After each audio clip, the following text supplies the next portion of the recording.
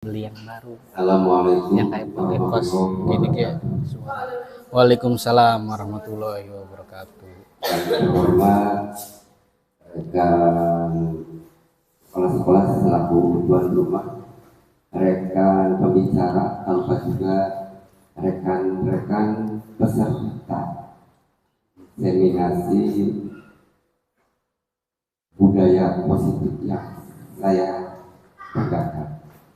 Terkait dengan tema yang dipasang di depan Bapak dan Ibu, budaya positif ini sebenarnya dari dulu harus seperti ini. Cuma dimunculkan sekarang lagi ketika ada guru penggerak. Dulu juga kita harus membudayakan hal-hal yang positif.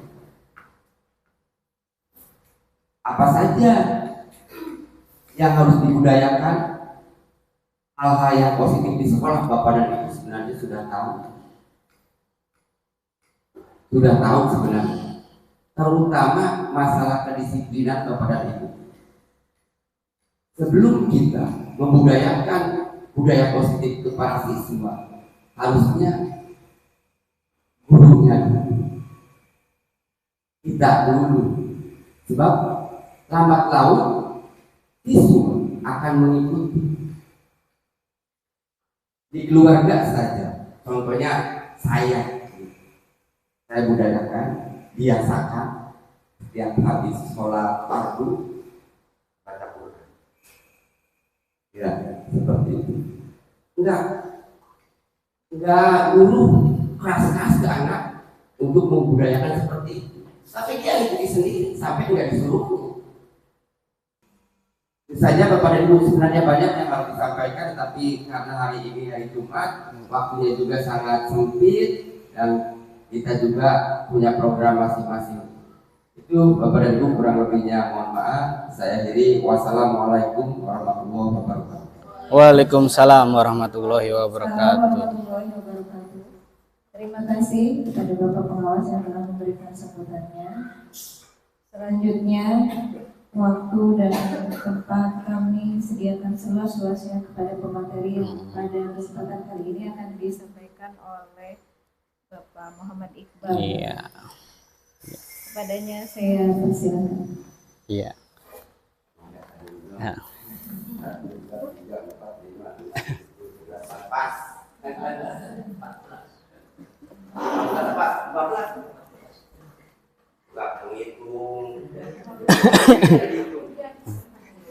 Ya. Assalamualaikum warahmatullahi wabarakatuh. Terima kasih kepada moderator atas waktunya. Ibu Bapak izin berdiri ya, supaya lebih leluasa kitanya. Oke, kita buat kesepakatan dulu. Kalau saya bilang hai, Ibu bisa bilang halo ya. Sebaliknya kalau saya bilang halo, Ibu bilang hai. Ibu Bapak ada panti satu ya. Oke, coba ya. Halo.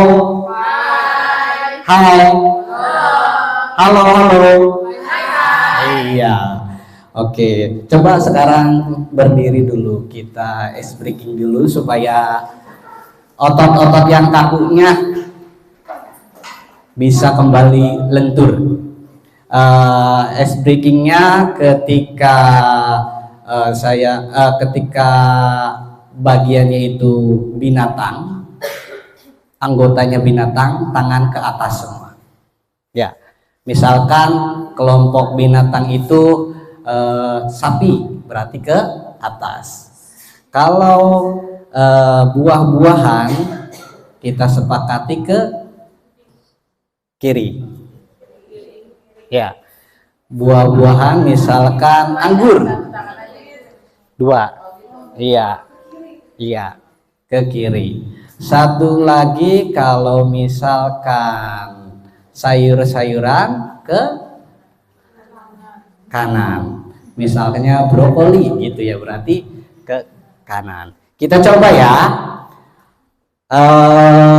Terong, ya, semangka, ya, konsentrasi.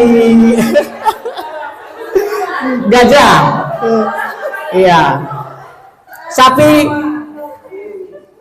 Anggur. Cabe. Iya, oke, tepuk tangan. Sedikit supaya lumayan rileks ya Ibu ya. Oke, pada kesempatan kali ini seperti hari-hari sebelumnya, yaitu kita dari kelompok calon guru penggerak ingin berbagi dan sharing tentang budaya positif yang kami dapatkan selama mengikuti CGP. Mudah-mudahan pada kesempatan kali ini kita bisa mendapatkan ilmu yang bermanfaat untuk diaplikasikan ke sekolah kita masing-masing.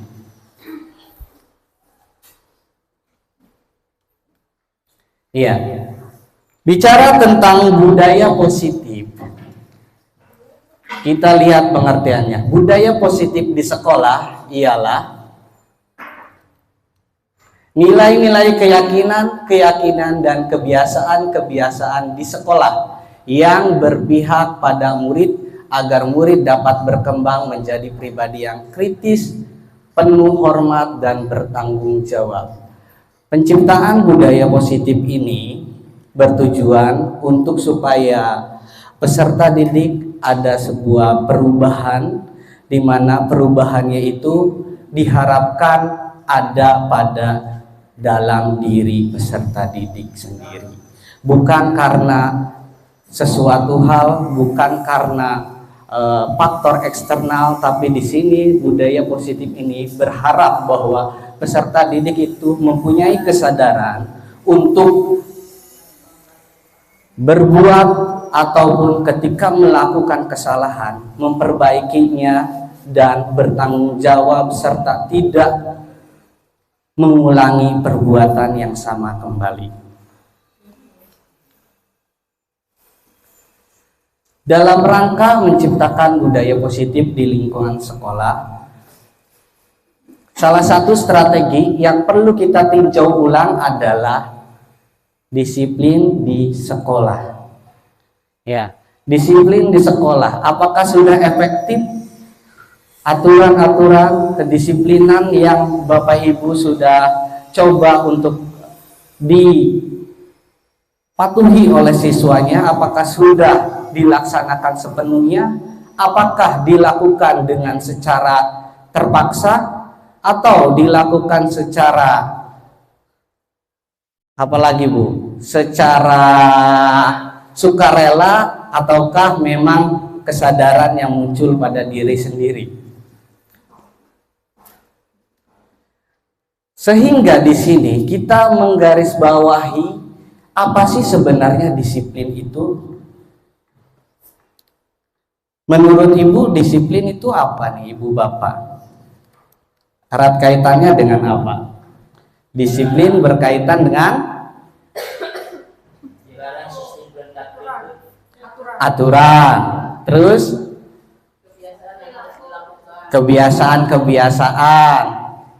bisa juga tata tertib, ya.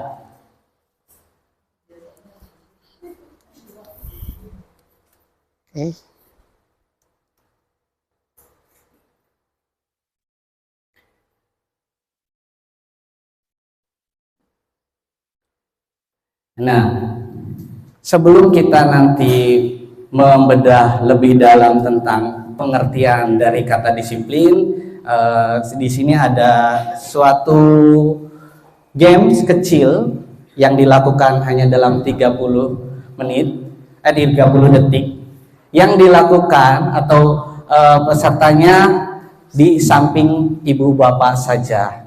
Bulia nyari teman Bulia.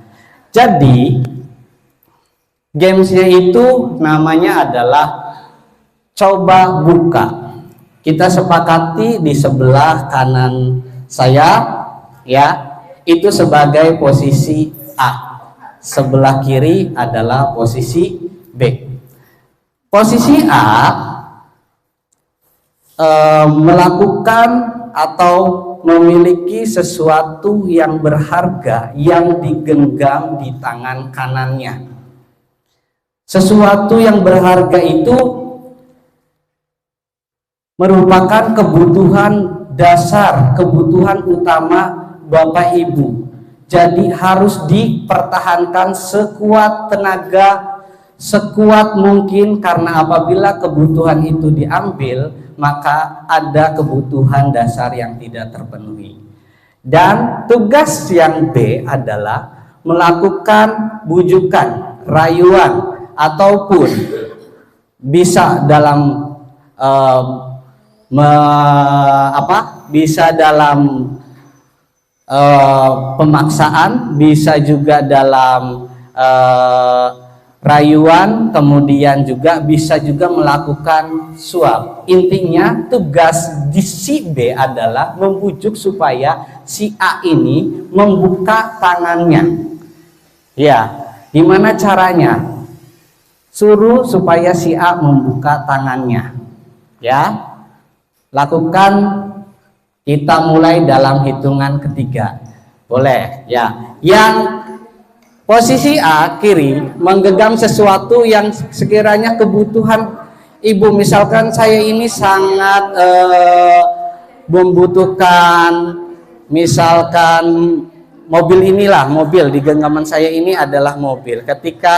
Dan bagian yang B-nya, gimana caranya mobil ini bisa diberikan kepada si B. Silakan, diberi waktu 30 detik. Iya, ngobrol. Seolah-olah menggenggam sesuatunya, dipinta. Gimana caranya sih? Coba, saya ingin tahu. Bisa enggak? Adakah yang bisa tiba-tiba memberikan? Sedangkan di posisi A itu sangat membutuhkan. Iya, A-nya sangat membutuhkan. Si B-nya ingin supaya yang dibutuhkan si A diberikan ke si B. Ya. Bisa di ini kira-kira akan melakukan apa supaya si A mampu untuk membuka genggamannya, kebutuhan yang mendasarnya diberikan kepada si B. Kira-kira bisa tidak? Bisa tidak? Boleh dengan cara apapun bisa. Boleh dengan cara apapun. Mau dikelitik boleh, mau disogok juga boleh pakai uang. Ya intinya bisa untuk dibuka. Bisa tidak? Ada tidak?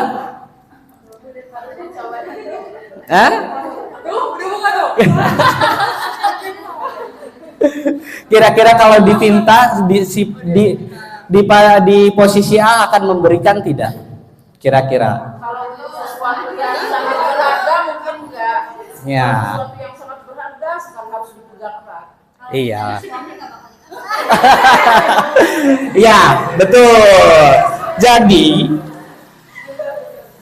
siapa yang berkuasa untuk bisa untuk memberikan atau tetap memegang? Siapa? Diri sendiri atau orang lain? Diri sendiri. Iya.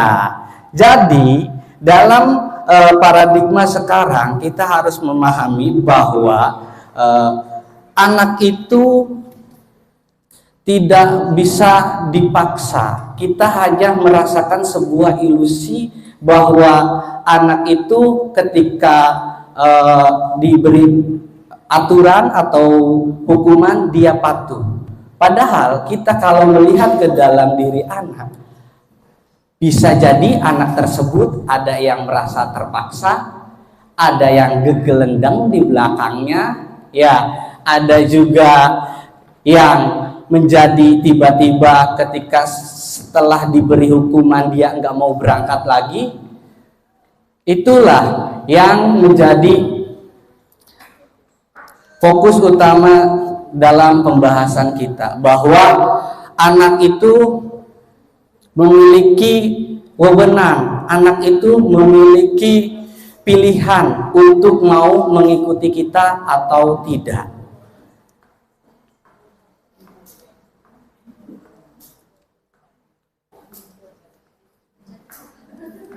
Oke. Nah, tadi kita sudah membahas tentang tata disiplin sendiri berkaitan dengan tata tertib, kemudian tadi apa? Aturan-aturan, ya. Sama tidak disiplin dengan hukuman? Berbeda, iya. Disiplin dengan hukuman ada perbedaannya. Karena jika hukuman itu sifatnya memaksa, kalau disiplin ada kesediaan di dalamnya. Apalagi jika disiplinnya itu disiplin positif yang akan mengarah kepada budaya positif. Nah, arti disiplin yang kita pahami selama ini ternyata mengalami sebuah ketidaksesuaian. Yang awalnya disiplin itu seharusnya memiliki tujuan atau arti yang lebih mulia, namun dalam prakteknya disiplin mengarah kepada kepatuhan.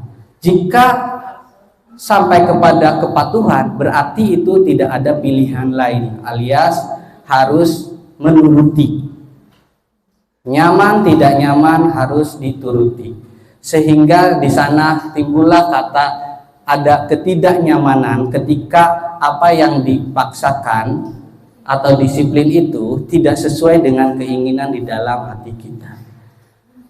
Adapun arti sesungguhnya dalam bahasa Latin disiplin itu adalah belajar, atau dalam kata dasarnya disrel, atau artinya murid mengikuti. Di sini maksudnya adalah mengikuti itu, mengikuti peserta didik. Ketika mengikuti, diusahakan dia memahami apa yang dia ikuti. Artinya dia tahu kenapa saya mengikuti ini, dasar apa kita mengikuti ini, ada nilai kebajikan apa di dalam disiplin yang kita ikuti ini. Itulah sebenarnya maksud dari kata disiplin. Ketika peserta didik tidak hanya mengikuti, tapi mengetahui ada nilai-nilai kebajikan di dalam arti kata disiplin tersebut. Kemudian Socrates dan Plato juga disiplin itu berkonotasi dengan disiplin diri. Disiplin diri berkaitan juga dengan kontrol diri. Ketika kontrol kita mampu untuk mengontrol diri kita, apa yang kita perbuat, misalkan perbuatan itu ternyata perbuatan yang salah, ketika kita mengikutinya ada rasa tidak nyaman, kemudian mencari dasarnya apa. Ini ketidaknyamanan, nilainya apa dari disiplin itu.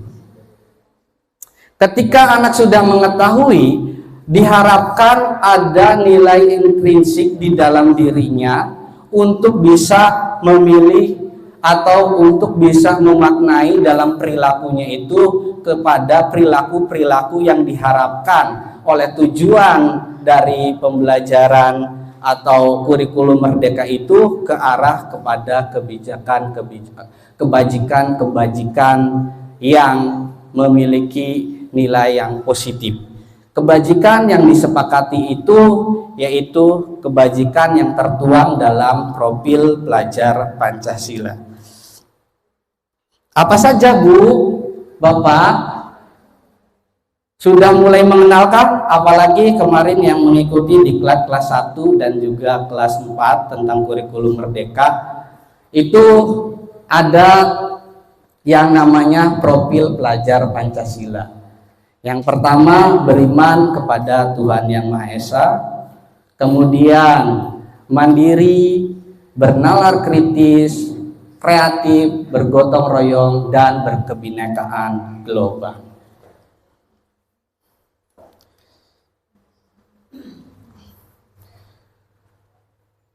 Perlu Bapak Ibu ketahui, murid dalam melakukan sesuatu, tidak hanya murid, kita dalam melakukan sesuatu biasanya ada motivasi yang melatar belakangi apa yang kita lakukan. Adapun di sini ada 3 teori perilaku manusia.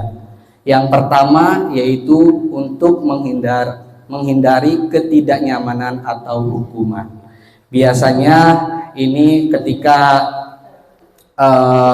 siswa mematuhi peraturan, misalkan tidak telat atau untuk mengerjakan PR, kemudian dia memiliki dasar atau pemikiran yang saya harus mengerjakan PR karena saya takut ketika tidak mengerjakan PR maka saya nanti akan dihukum. Itu merupakan motivasi eksternal yang ada pada diri anak. Yang kedua, misalkan untuk mendapat imbalan. Ini sering terjadi, malah ada dalam paradigma sebelumnya, di mana anak sering diberi reward, ya, penghargaan, baik itu berupa barang maupun makanan. Ternyata motivasi itu memang ada positifnya, namun ketika reward, penghargaan itu tidak diberikan, anak pasti menanyakan. Bahkan negatifnya, anak itu tidak mau melakukan lagi atau turun motivasinya untuk melakukan hal yang serupa ketika dia diberikan reward. Ya, jadi ternyata imbalan atau reward tersebut masuk juga kepada motivasi eksternal. Adapun dalam budaya positif ini mengharapkan yaitu motivasi yang berasal dari dalam diri. Jadi asalnya yaitu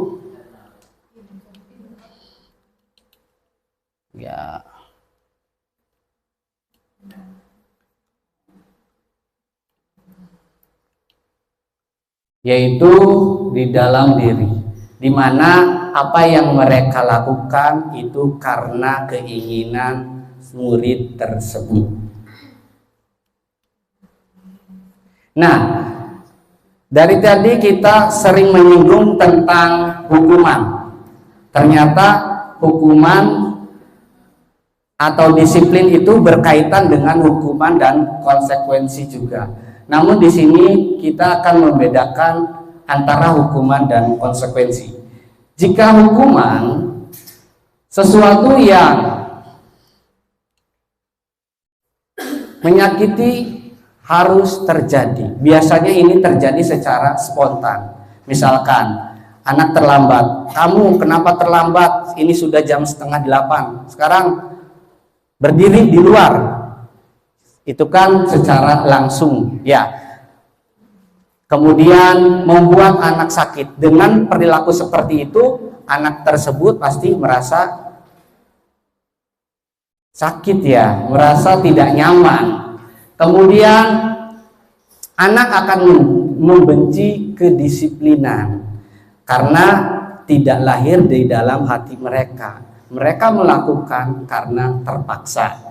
Kemudian mendorong anak menyakiti diri sendiri karena merasa kok saya selalu dihukum, menjadi timbul rasa minder, bahkan mungkin terkucilkan, yang dikhawatirkan akan mengarah ke hal-hal yang negatif. Konsep diri yang buruk. Kemudian anak belajar untuk menyembunyikan kesalahan. Jika anak selalu dihukum, pasti ada rasa takut. Ya, ketika melakukan salah, sebisa mungkin anak tersebut pasti akan menyembunyikan kesalahan tersebut. Kemudian akibatnya di mana akan muncul rasa marah, rasa bersalah, kemudian merasa dipermalukan, merasa tidak dihargai. Adapun konsekuensi sendiri ini mulai masuk kepada disiplin yang positif. tapi masih memiliki kekurangan atau masih membutuhkan perbaikan, di mana ketika konsekuensi ini dibuat, biasanya itu tidak melibatkan anak. Biasanya konsekuensi itu berupa aturan-aturan sekolah yang mana sudah ada dan siswa tinggal mengikutinya. Dengan hal seperti itu akan mengakibatkan sesuatunya memang harus terjadi ketika dia melanggar, aturannya sudah jelas, hukumannya pun sudah jelas. Membuat anak merasa tidak nyaman. Yang tadi sering dibahas, yang ada ketidaknyamanan mengikuti karena terpaksa. Kemudian anak mengharapkan disiplin, menghargai disiplin. Anak menghargai disiplin. Melakukan karena takut dihukum. Kemudian stimulus tanggapan mendorong anak agar mudah menyesuaikan diri, karena kalau tidak menyesuaikan pasti anak tersebut akan selalu mendapat hukuman atau rasa tidak nyaman. Kemudian konsep diri yang baik, anak belajar untuk memulai pada peraturan, patuh mematuhi peraturan, dan dampaknya sendiri di sini adalah kehilangan haknya. Jadi anak tidak bersuara tentang apa yang mereka inginkan. Kemudian anak tentu merasa tidak nyaman, dan ini akan membekas secara sementara. Meskipun sementara ada rasa ketidaknyamanan.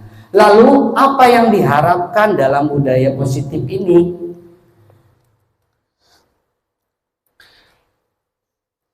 Dari aktivitas-aktivitas tadi kita dapat membedakan ciri-ciri sebuah hukuman, di mana kalau hukuman itu bersifat secara tiba-tiba seperti tadi asal tembak, bukan asal tembak ya, ketika terjadi kesalahan di hari itu dihukum di hari itu. Kemudian murid tidak tahu apa yang akan terjadi dan tidak dilibatkan, ya dia belum tentu dia itu merasa bersalah apa yang telah dilakukan, atau kesalahan yang dilakukan itu ternyata memiliki alasan. Namun dalam hukuman biasanya pihak penghukum itu tidak peduli apa yang mendasari anak atau murid melakukan sebuah kesalahan. Kemudian hukuman bersifat satu arah. Ya jelas yang ditekan atau dirugikan menjadi korban adalah murid ketika melakukan kesalahan. Kemudian hukuman yang diberikan bisa berupa fisik maupun psikis.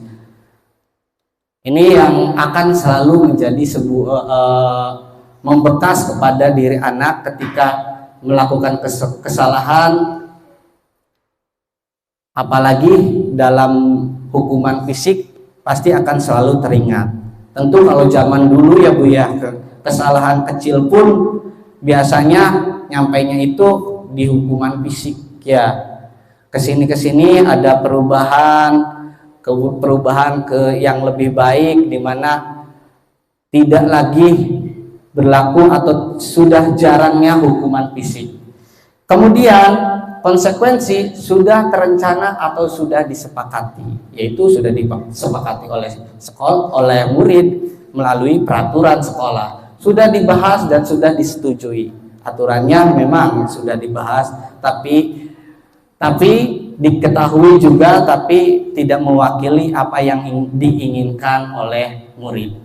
Umumnya bentuk konsekuensi dibuat oleh pihak guru, tentu karena biasanya konsekuensi bisa menjadi sebuah aturan sekolah. Murid tetap dibuat tidak nyaman.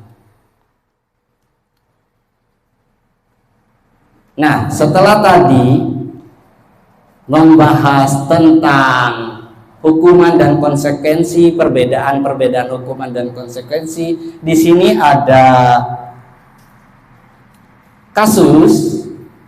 Kita bedakan mana yang termasuk hukuman, mana yang termasuk konsekuensi. Yang pertama, coba bisa diperhatikan. Mencatat 100 kali di dalam buku. Kalimatnya, saya tidak akan terlambat lagi karena saya tidak akan terlambat lagi. Hukuman ini terjadi karena terlambat ke sekolah. Ini termasuknya hukuman atau konsekuensi? Hukuman? Ya, hukuman. Yang kedua, lari mengelilingi lapangan basket 2 kali karena terlambat hadir di sekolah. Hukuman atau konsekuensi? Hukuman. Yang ketiga, murid diminta untuk push up 15 kali karena tidak menggunakan masker ke sekolah. Ini hukuman atau konsekuensi? Ya. Kemudian menggantikan kertas tugas teman yang telah dicoret-coret. Masuknya konsekuensi. Oke, berarti sudah mulai paham ya. Membersihkan tumpahan air di meja tulis karena tersenggol pada saat belajar. Konsekuensi.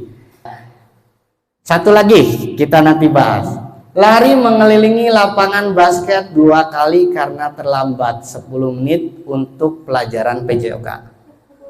Hukuman konsekuensi.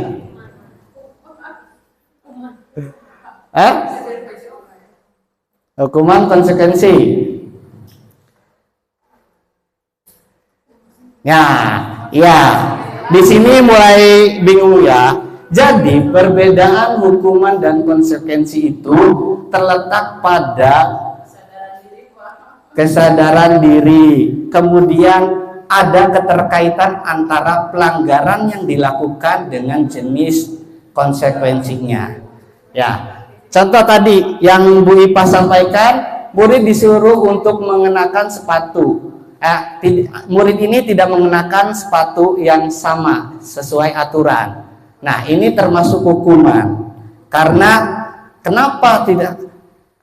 Karena hukumannya tidak berkaitan dengan pelanggaran yang dibuat oleh anak tersebut.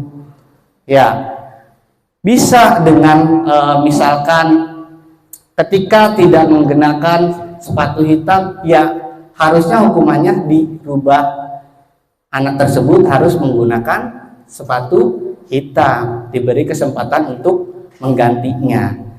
Adapun yang terakhir adalah konsekuensi. Kenapa? Karena terjadi di pelajaran PJOK. Sedang olahraga dia telat, ya sudah, olahraganya diteruskan. Kita lanjut. Ini dia. Tadi benar hukuman, kemudian konsekuensi, hukuman, dan konsekuensi.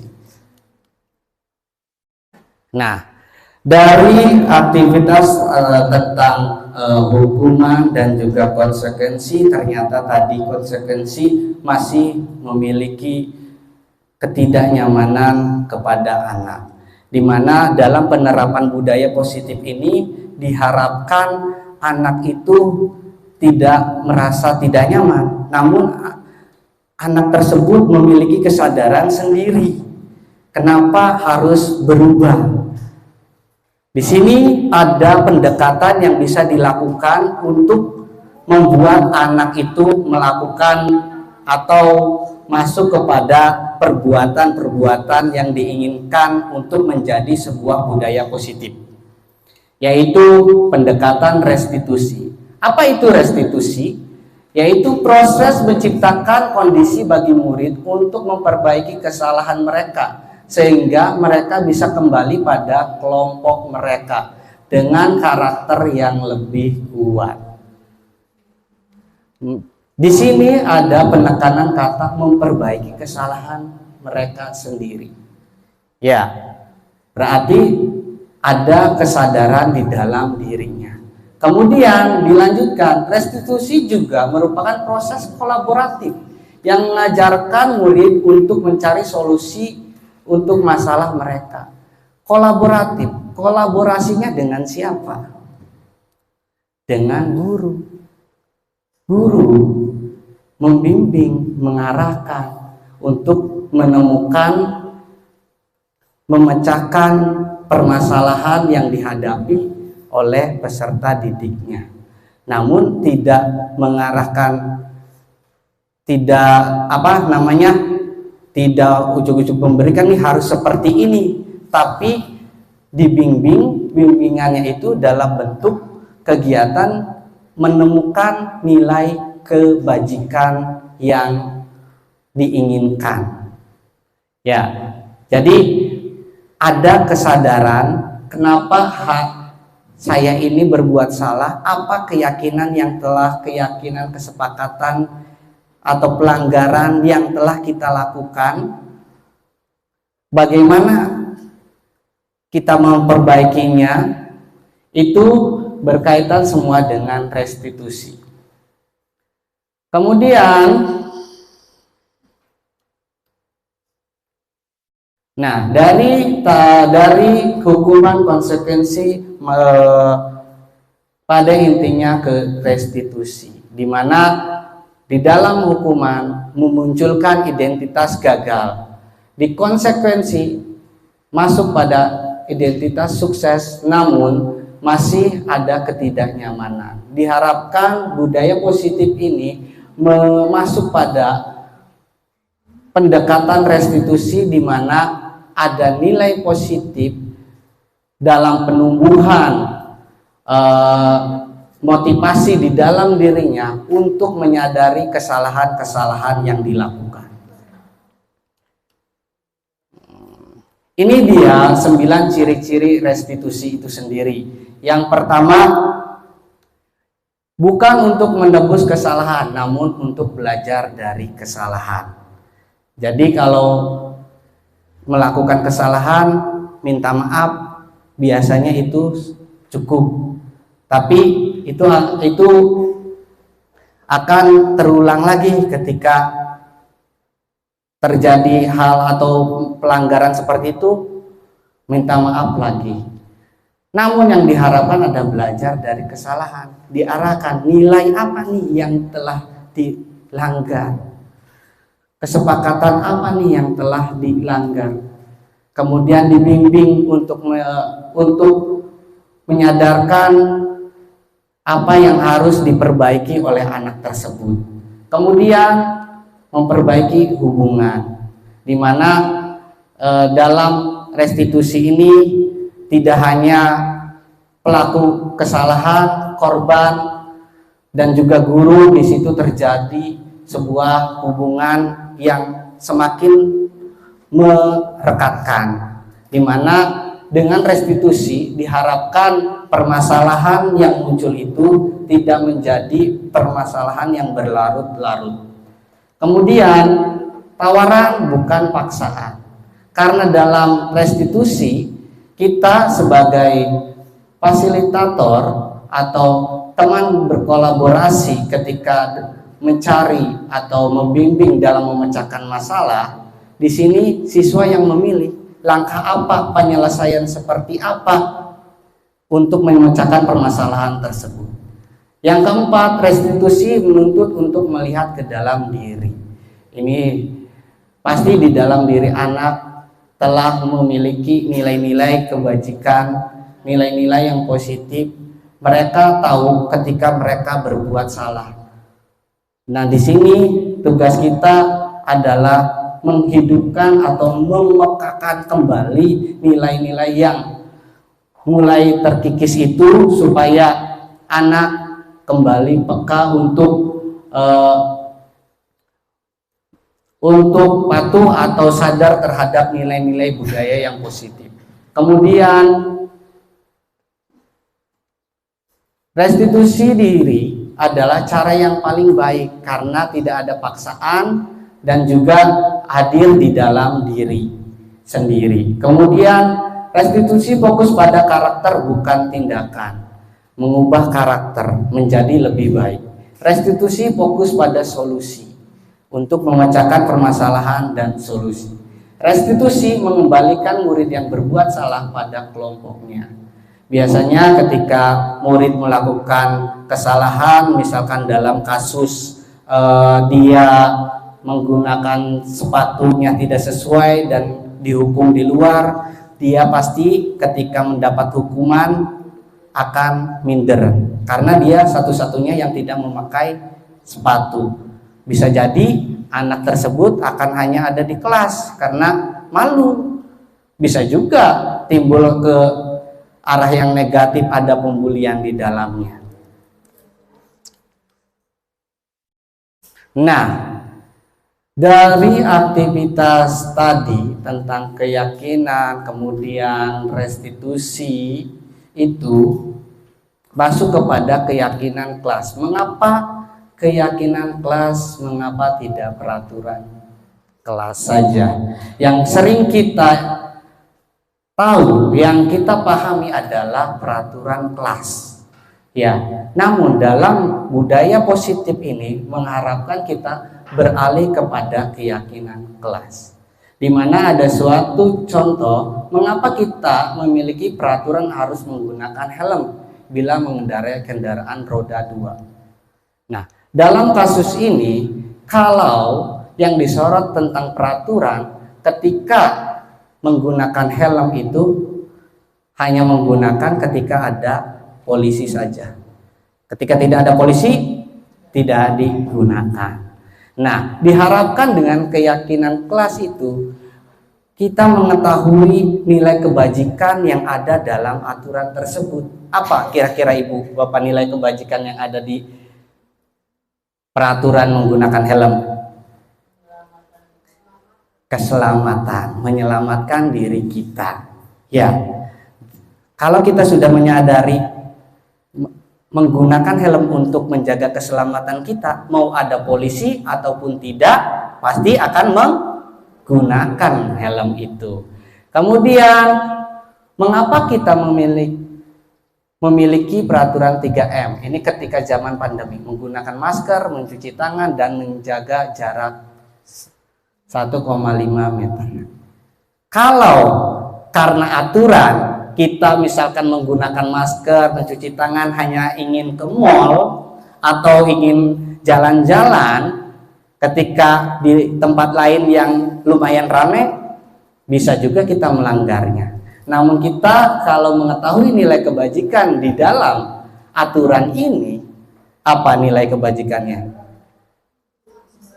Untuk kesehatan. Jadi kita merasa sehat. Kalau kita mengikuti aturan ini, kita akan setidaknya sehat, terhindar dari COVID.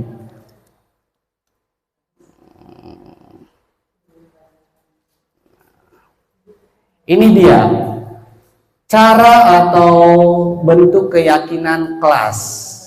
Ya, pernyataan keyakinan kelas senantiasa dibuat dalam kata yang positif. Misalkan keyakinan kelas yang biasanya ada di sekolah apa?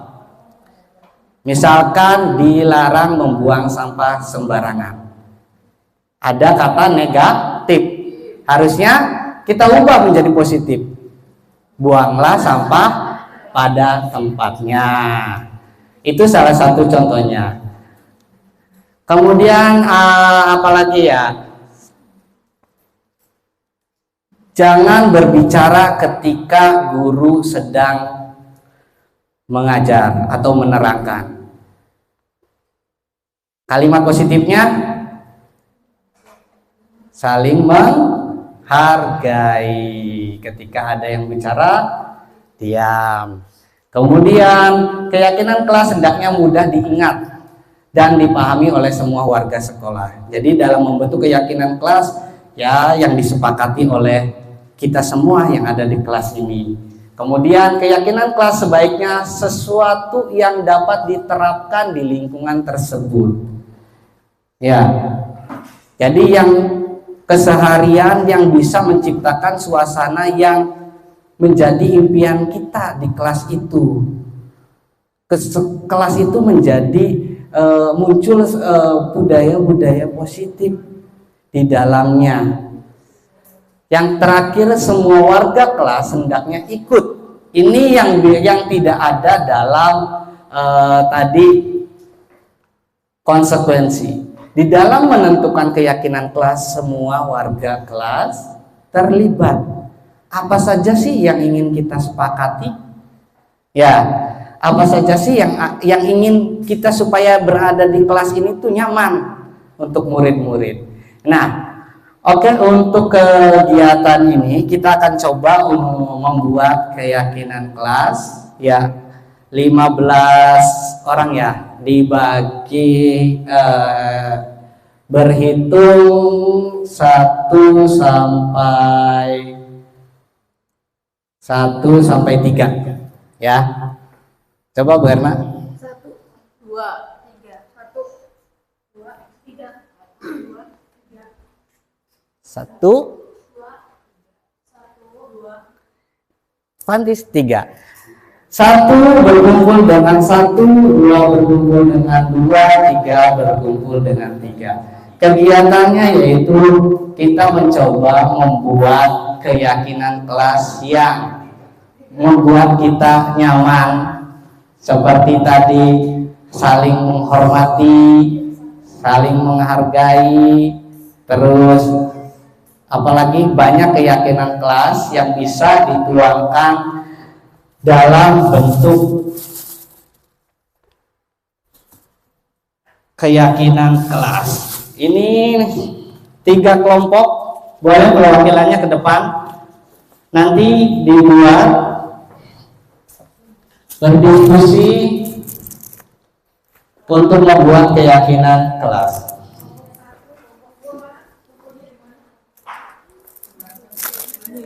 Kelompok 2.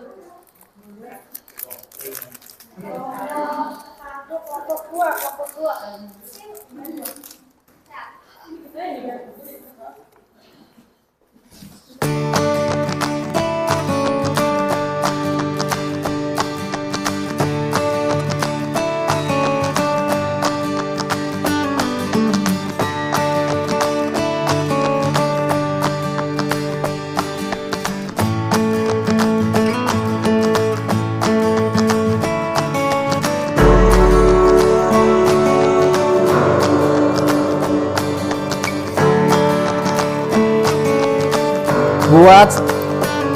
buat sesuai kreasi ibu bapak, dituangkan mau membuat apa, bisa membuat pohon keyakinan kelas, bisa membuat awan-awan atau apa, bebas. Tuangkan kreativitas ibu bapak dalam kertas yang telah dibagikan.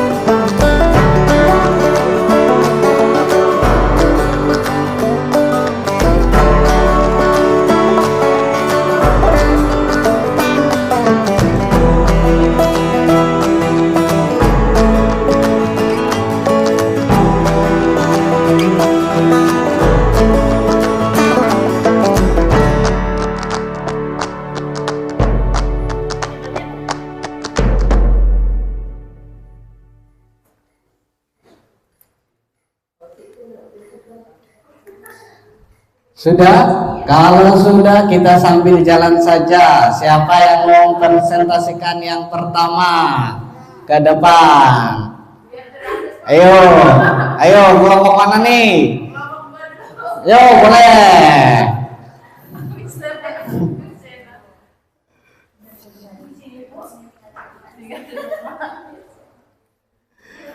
Kelompok 2 dulu. Mau? Kelompok mana dulu boleh? Kelompok 2, boleh kelompok 2 dulu ya. Tadi kelompok 2 dulu. Yang lain sambil menyimak dan memperhatikan apa yang telah dibuat oleh kelompok 2.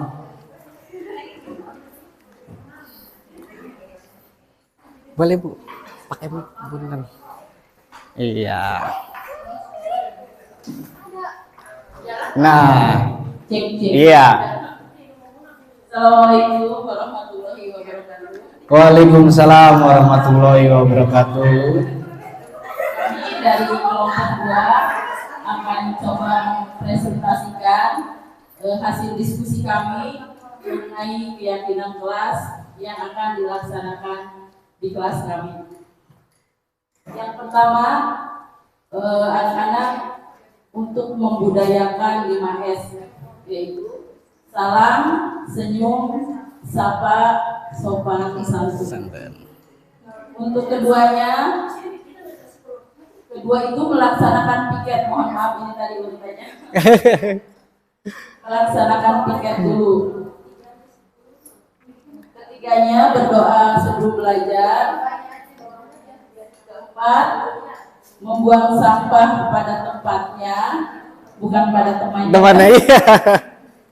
Kelima, kesepakatan istirahat di luar kelas. Iya. Jadi ada anak-anak yang pada waktu istirahat berlari-lari di dalam kelas atau makan yang di dalam kelas. Semuanya harus dilakukan di luar kelas pada saat istirahat. Kemudian untuk yang keenamnya, mengumpulkan tugas tepat waktu. Ya.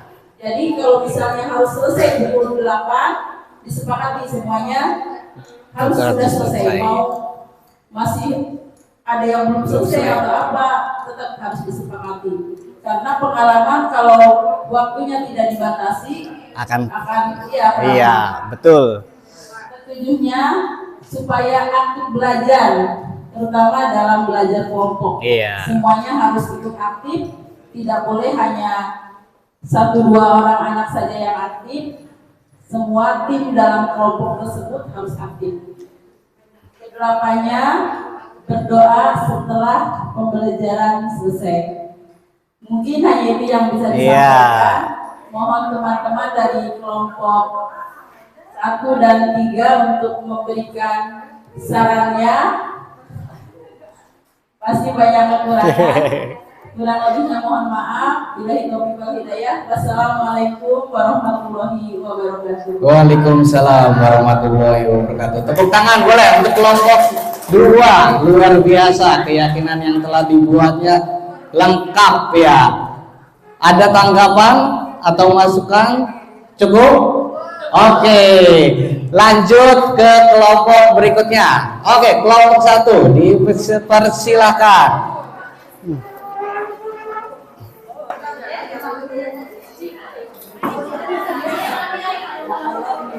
Ambil lagi boleh.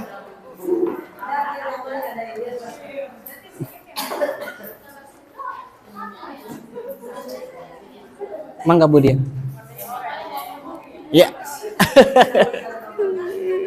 Assalamualaikum warahmatullahi wabarakatuh. Waalaikumsalam warahmatullahi wabarakatuh. Kami dari kelompok 1 akan mempresentasikan hasil diskusi tentang keyakinan sekolah. Kita akan bagi 2, keyakinan sekolah dan keyakinan kelas. Iya. Ya, yang pertama keyakinan sekolah yaitu budaya 3S. Iya. Ada senyum, sapa, dan salam. Jadi kita akan budayakan keyakinan sekolah yaitu budaya 3S. Iya. Kemudian yang kedua budaya K3. Nah ini adalah keindahan, ketertiban, dan kebersihan. K3 baru lagi kebersihan seluruh kelas, jadi satu sekolah. Kemudian budaya 3M, yaitu menghormati, menghargai, dan menyayangi. Ya, jadi semuanya ini akan kita terapkan di sekolah. Kemudian untuk ruang yang lebih kecil, yaitu di dalam kelas, kita akan kebiasaan yang akan dilaksanakan adalah yang pertama, datang tepat waktu. Ya, kemudian setelah datang tepat waktu dan harus menggunakan pakaian yang rapi, berpakaian rapi. Kemudian berdoa sebelum belajar. Nah, kita akan biasakan budaya berdoa sebelum belajar, kemudian belajar dengan sungguh-sungguh. Seperti itu, dan menjaga kebersihan kelas dan sekolah. Budaya yang akan diterapkan, kemudian aktif dalam belajar, dan terakhir mengikuti mengerjakan tugas tepat waktu. Seperti itu. Jadi ada 2 keyakinan yang akan kita biasakan di sekolah dan di dalam kelas. Mungkin seperti itu. Apabila ada saran, monggo. Wabillahi taufiq wal hidayah. Wassalamualaikum warahmatullahi wabarakatuh. Waalaikumsalam warahmatullahi wabarakatuh. Luar biasa, K3 ya, ada yang baru K3.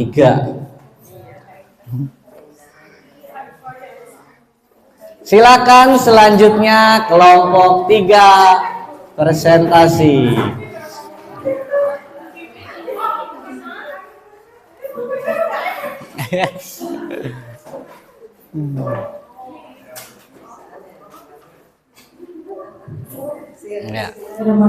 Assalamualaikum warahmatullahi wabarakatuh. Waalaikumsalam warahmatullahi wabarakatuh. Kami dari kelompok EJA akan mempresentasikan hasil diskusi kami tentang pohon keyakinan kelas. Ini ada beberapa. Yang pertama itu budayakan 3S, senyum, sapa, salam. Jadi ini senyum, sapa, salam ini tidak hanya untuk guru di SD kita sendiri. Apabila ada guru dari sekolah lain yang datang ke sekolah kita, maka kita juga kepada siswa harus senyum, mengucapkan salam dan menyapanya. Kemudian selalu berkata jujur dan tanggung jawab. Berikutnya saling menghargai. Nah, biasanya kalau di kelas itu kan anak suka moyokin orang tua, moyok. Nah, kalau ada anak yang moyokkan orang tua, ya ngebully lah, masa kerennya ya. Kalau ada yang ngebully orang tua itu pasti kita akan mendapatkan hukuman atau sanksi. Ya.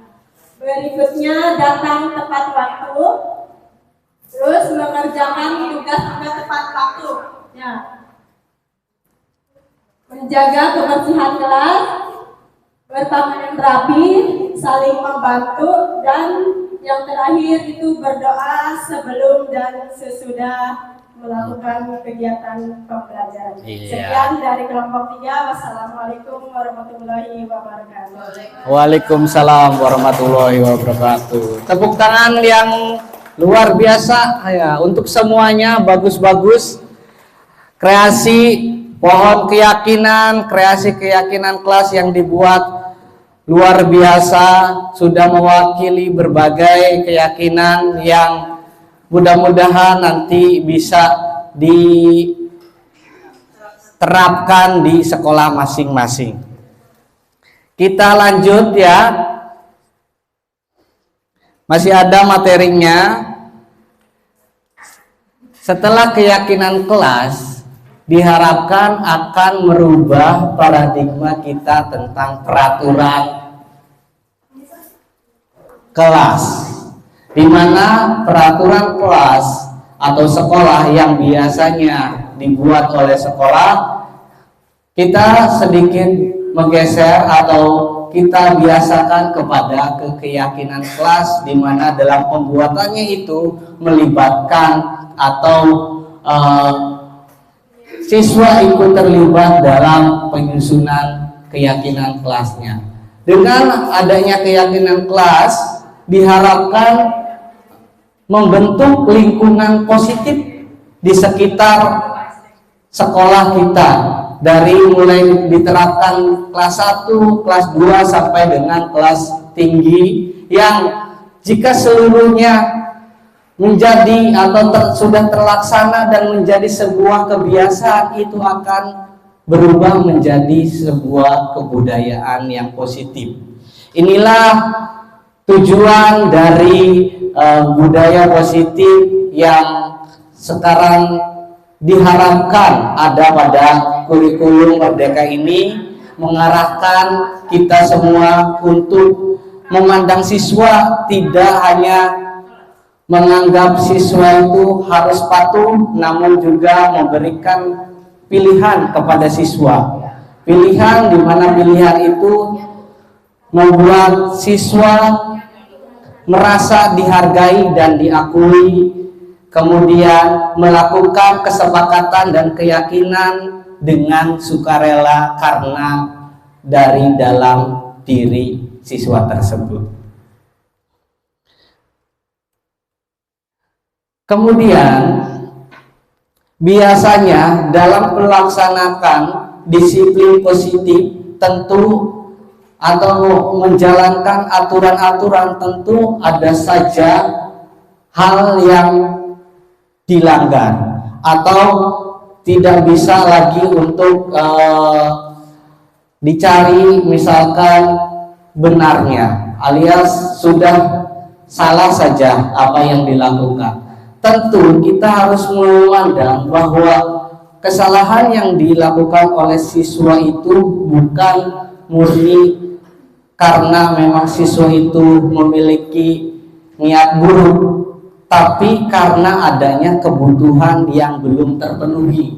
Inilah kebutuhan-kebutuhan dasar manusia yang harus atau sudah mulai kita pelajari, yang mana ketika kita nanti memahami 5 kebutuhan dasar ini, kita akan dapat mengetahui bagaimana untuk menyelesaikan permasalahan pada setiap anak. Ketika anak melakukan kesalahan atau berbuat yang melanggar aturan, itu tidak semata-mata karena disengaja. Kemungkinan juga karena adanya kebutuhan yang belum terpenuhi ini. 5 kebutuhan dasar manusia, yang pertama yaitu bertahan hidup. Ya, dimana kalau dalam siswa ini, siswa bisa belajar dengan senang ketika siswa itu berangkat ke sekolah dalam keadaan kenyang, kemudian merasa nyaman, ya, merasa dilindungi di sekolah. Itu adalah kebutuhan bertahan hidup.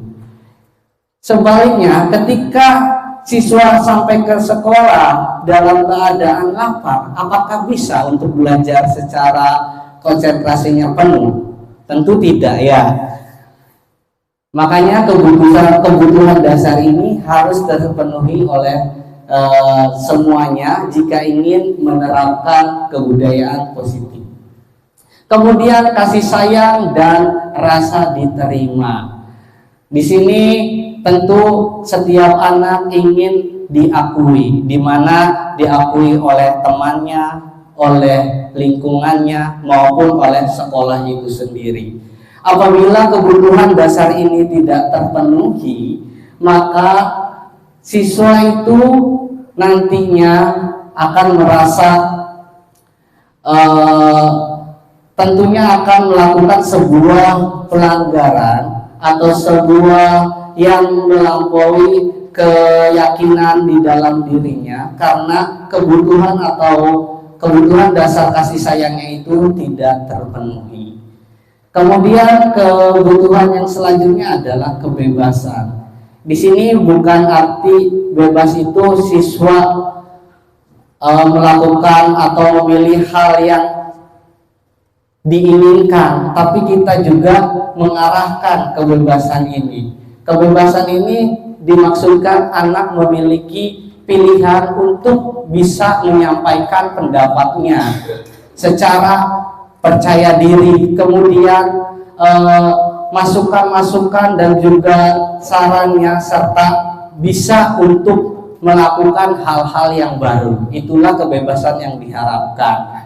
Sedangkan dalam budaya positif ini, pembelajaran yang diharapkan untuk memenuhi kebutuhan kebebasan itu adalah pembelajaran yang berdiferensiasi, di mana siswa itu bisa memilih pembelajaran yang mereka benar-benar sukai.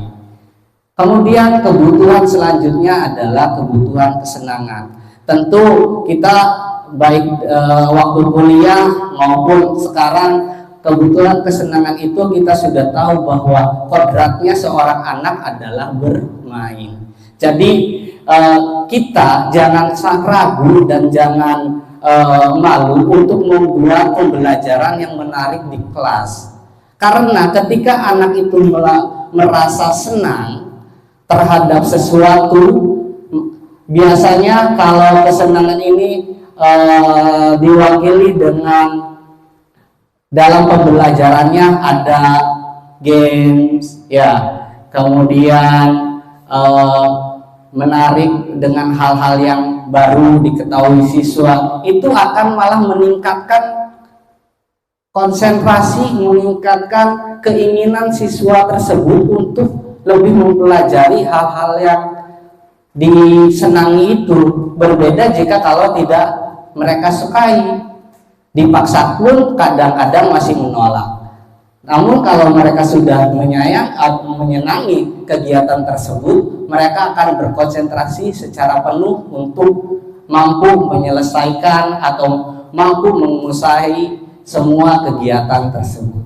Yang terakhir adalah kebutuhan dasar penguasaan. Biasanya kebutuhan dasar ini dimiliki oleh siswa-siswa yang aktif, siswa-siswa yang memiliki karakter seorang pemimpin, di mana dia ingin tampil untuk bisa menyampaikan atau bisa menjadi dirinya itu diakui oleh teman-temannya. Ya, inilah 5 kebutuhan dasar yang harus kita ketahui. Kalau kebutuhan dasar ini salah satunya ada yang tidak terpenuhi, tentu akan menjadi sebuah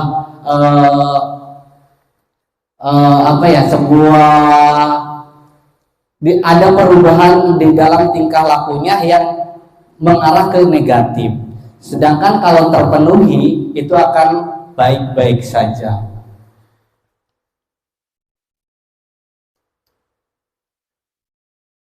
Nah, dalam menentukan atau perilaku kita di kelas itu ada yang namanya 5 posisi kontrol. Biasanya atau yang sering kita lakukan mungkin di posisi yang pertama, ya Bu ya. Secara tidak sadar kita selalu memposisikan diri kita pada posisi seorang penghukum.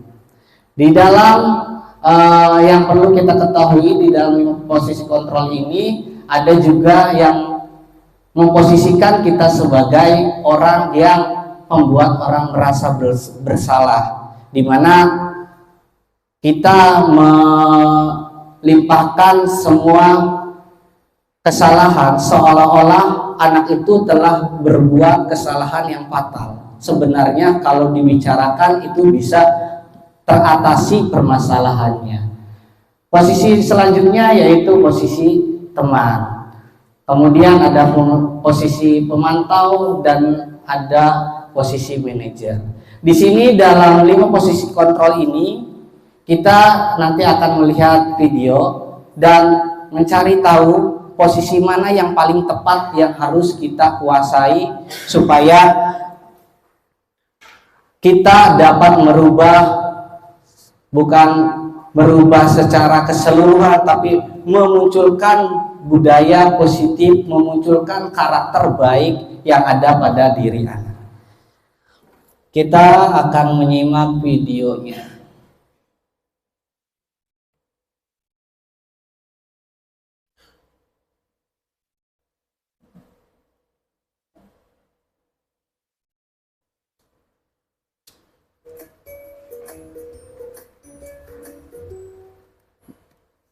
Salam bahagia Ibu dan Bapak guru hebat. Terdengar nggak, Bu? Penerapan disiplin positif restitusi. Salah satu program yang dikembangkan adalah 5 posisi kontrol. Kurang keras ya? 5 posisi kontrol dalam restitusi adalah proses perjalanan seorang pendidik agar dapat mengenali dirinya. Pada video kali ini, kita akan membahas tentang 5 posisi kontrol yang dikembangkan oleh Diane Gosson dan John.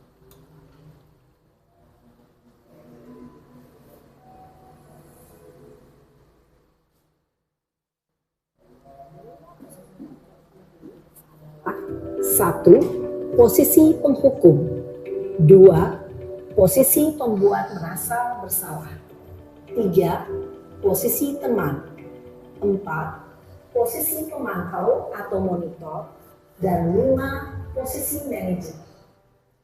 Memahami kelima posisi tersebut, mari kita saksikan kasus Naren yang terlambat hadir 20 menit di sekolah dan melihat bagaimana kelima posisi kontrol dalam menghadapi masalah tersebut. Nah, ini adalah posisi manajer, posisi yang diharapkan kita bisa melakukannya pada setiap anak yang melakukan kesalahan. Naren!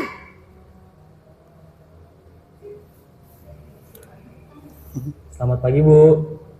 Selamat pagi, Naren. Maaf, Bu.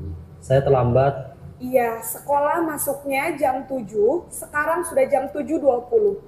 Jadi sekarang bagaimana ini, Naren? Maaf, Bu. Saya lupa setel alarm saya semalam. Baiklah, menurut kamu, keyakinan sekolah yang mana yang perlu kamu tingkatkan?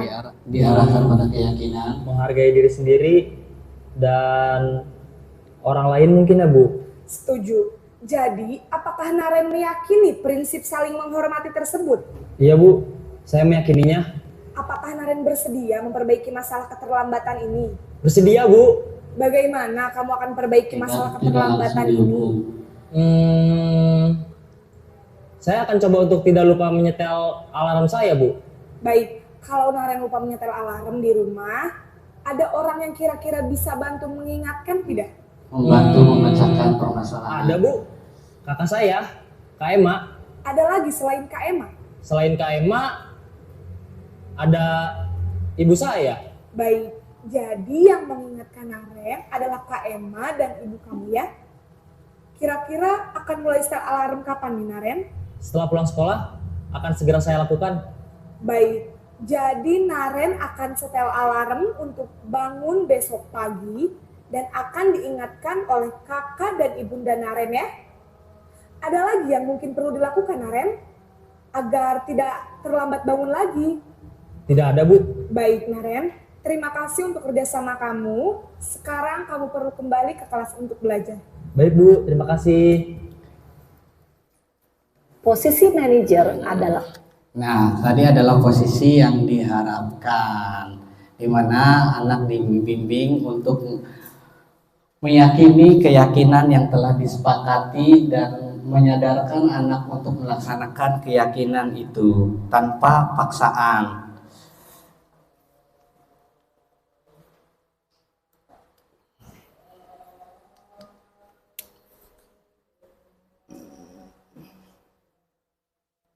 Ya.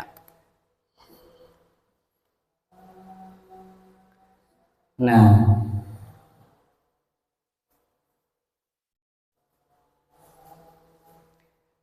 ini dia segitiga restitusi.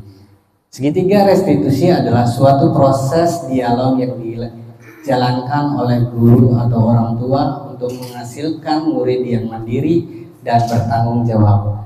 Pada saat guru ada pada posisi manajer, aspek yang dikembangkan pada murid adalah motivasi intrinsik, sehingga penanaman nilai-nilai kebajikan bisa tumbuh dan berkembang menjadi sesuatu kebiasaan yang positif yang akhirnya membentuk karakter murid. Nah, ini adalah tahapan segitiga restitusi. Yang pertama, menstabilkan identitas. Yang kedua, validasi tindakan yang salah. Dan yang ketiga adalah menanyakan keyakinannya. Nah, menstabilkan identitas untuk membuat anak yang merasa gagal karena berbuat salah menjadi positif terhadap dirinya. Karena tadi pada dasarnya setiap tindakan yang dilakukan anak itu ada alasannya atau ada latar belakangnya, yaitu bisa jadi ada kebutuhan dasar yang belum terpenuhi. Adapun kata-katanya bisa berupa berbuat salah itu hal yang manusiawi, ya, supaya anak itu tidak merasa bahwa dirinya satu-satunya orang yang melakukan kesalahan, ya. Kemudian tidak ada manusia yang sempurna. Bapak Ibu juga buat salah kok. Ini adalah percakapan yang bisa disampaikan pada tahap menstabilkan identitas. Tahap yang kedua yaitu validasi kebutuhan. Di sini apa sih kebutuhan yang belum dicapai oleh anak? Kata-katanya bisa berupa, kamu bisa saja kan melakukan hal yang lebih buruk, tapi kamu tidak melakukannya. Kamu pasti punya alasan mengapa melakukannya. Apa yang penting bagi kamu? Ini adalah kata-kata di dalam posisi validasi kebutuhan. Kemudian menanyakan keyakinan. Di sini anak melihat kesalahannya dihubungkan dengan norma sosial dan nilai-nilai yang mendasari manusia berinteraksi dengan orang lain atau nilai-nilai kebajikan. Kata-kata yang bisa disampaikan yaitu apa nilai kita percayai di kelas. Tadi seperti tadi pada posisi kontrol, ya, nilai-nilai universal apa yang telah kita sepakati, kelas yang ideal itu seperti apa sih?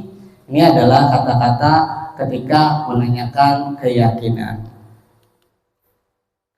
Oke, alhamdulillah kegiatan hari ini semua materinya telah disampaikan.